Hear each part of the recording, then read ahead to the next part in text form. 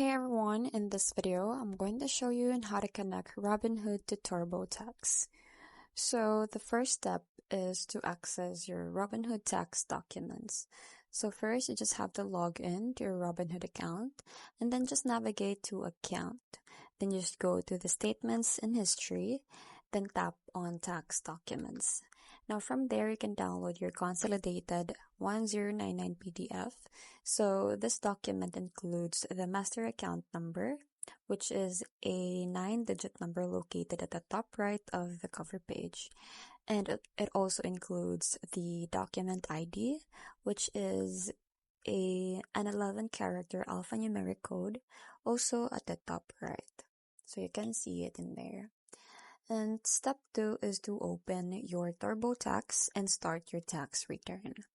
So just log into your TurboTax online, or you can also open your desktop application. Now after that, navigate to the Wages and Income section and then select Stocks, Mutual Funds, Bonds, and Other.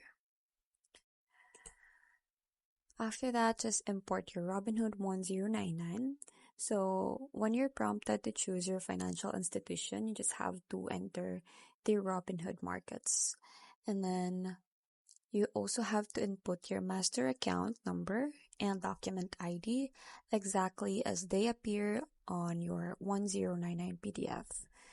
And then you can also proceed to import your tax information right after that. So in this section right here, this is where you're going to put the 9-digit Robinhood account number and the 11-digit document ID, which is found on your document or the PDF.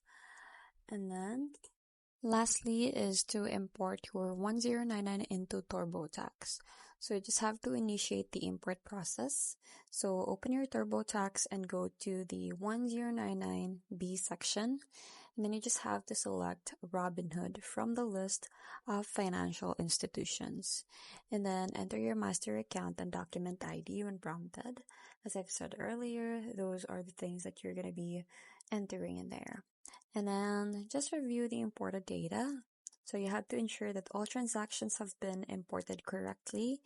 And if you encounter issues such as large number or transactions over 10,000 or specific contract types, like for example the section 1256, then you may need to enter the information manually. And that's basically it. I hope you find this video helpful. Thank you for watching, and I'll see you in my next one. Bye!